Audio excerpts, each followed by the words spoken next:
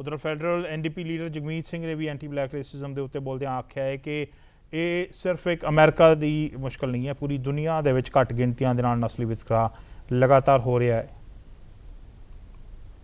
George Floyd.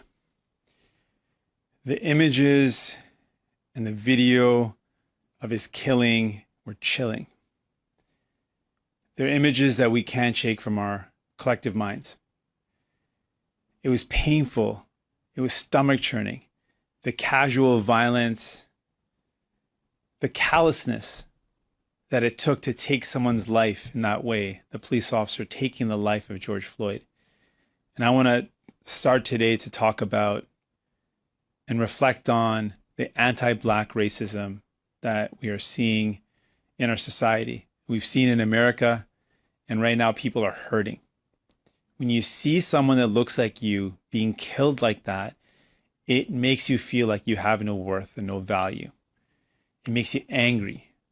And I speak as an ally, someone who has felt the painful words and the physical violence of racism.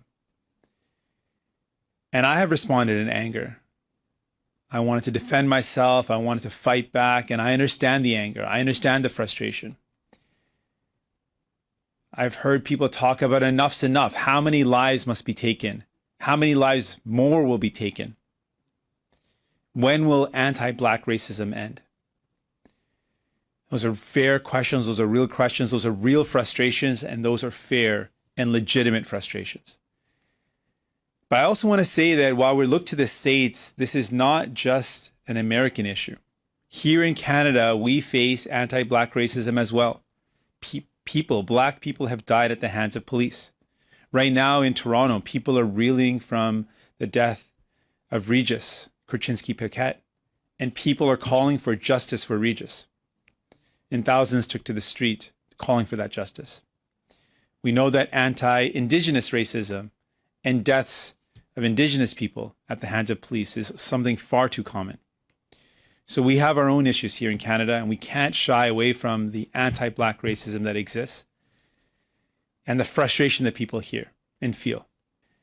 There's a lot that we need to do, but we can come together and do it.